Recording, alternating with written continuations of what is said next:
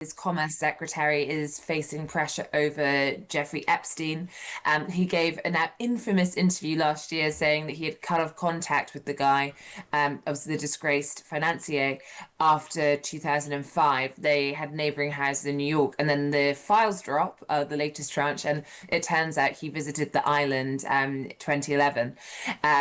And therefore he's now had to admit that's the case. So he's facing pressure. And then you also have Home Security Chief Kristi Noem facing a lot of pressure over her working relationship with someone on her team who's a longtime Trump ally, and claims that this man tried to fire a pilot because he forgot to bring Kristi Noem's blanket, but couldn't fire them because they then needed the plane to fly. So again, not specifics we necessarily all need the details of, but it just gives you a sense that it's feeling quite chaotic, I think, the cabinet this week. Hello, this is Rod Liddle on Times Radio, and the Times and Sunday Times Washington editor Katy Balls joins me. Now, Secretary of State Marco Rubio has this morning been giving a speech at the Munich Security Conference. Here's a clip of what the chap said. National security, which this conference is largely about, is not merely a series of technical questions. How much we spend on defense or where, how we deploy it, these are important questions. They are. But they are not the fundamental one. The fundamental question we must answer at the outset is, what exactly are we defending? Because armies do not fight for abstractions. Armies fight for a people. Armies fight for a nation. Armies fight for a way of life. And that is what we are defending. A great civilization that has every reason to be proud of its history, confident of its future, and aims to always be the master of its own economic and political destiny. Well, Rubio also said today that the fate of Europe will never be irrelevant to our own. Katy, good morning to you. This is a bit of a volte-face, isn't it? A change of tone at the very least. It's definitely a change of tone, and I think if we compare it to a year ago when it was JD Vance representing the administration giving that Munich security speech, and it was a speech that shocked everyone in the hall. I think they thought he might talk about the idea of Vladimir Putin as a problem, and instead he talked about the enemy within. Yeah.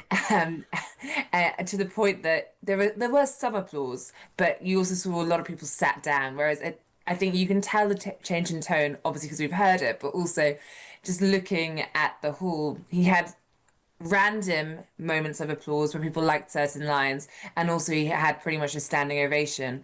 So I think that the tone, which was much more, I spoke to someone who was sat in the room, they said it felt almost like a pep talk to Europe, that you can do this, which I think when it was JD Vance, it felt more as though you are a disgrace. Yeah, it's interesting. Why the change of tone, do you think?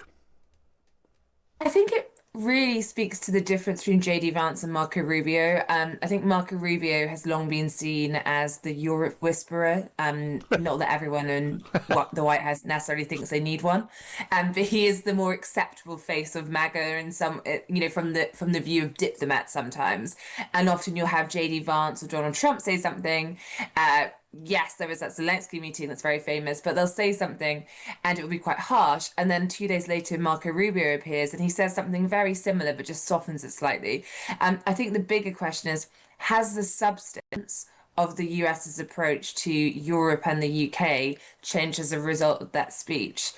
I'm not yet sure. It feels to me as though he's found a way to say, here are some of your problems and we want to help you. But it's still not that different than what was in the national security strategy. No, indeed. It's been a pretty bad week for Trump, hasn't it? Particularly in his cabinet. Yeah, he's had various members of his cabinet in the news for reasons you would not really want to be in the news. So first off, Howard Lutnick, his commerce secretary, is facing pressure over Jeffrey Epstein. He gave a now infamous interview last year saying that he had cut off contact with the guy, obviously the disgraced financier, after 2005. They had neighboring houses in New York, and then the files drop, the latest tranche, and it turns out he visited the island 2011. And therefore he's now had to admit that's the case. So he's facing pressure.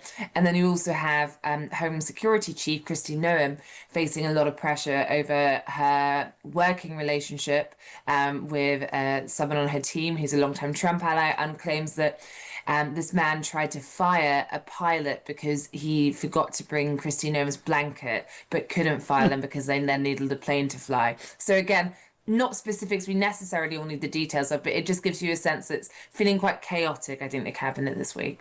And just to throw into the mix, finally, I think, is Donald Trump's apparent view that greenhouse gases are absolutely bloody marvellous and do not remotely endanger public health, something which I think the Democrats are going to fight in court. Yes, so he has chucked the long-standing finding that greenhouse gas emissions drive climate change. He has decided they do not. And yeah, as you say, this has quite predictably led to, lots of outrage, particularly on the left and also with climate groups. So far, it's not been something the Republicans have really, there doesn't seem to be too much division on it. But we can expect this to really kind of go to the courts. And I think it also speaks to the fact that one of the big aspects of Trump's agenda in the second term has been oil, natural gas, coal industries, but slowing down things like electric vehicles and the green industry. So this also relates to where they think that certain industries should be growing and others should be restrained. Ah, yes, indeed.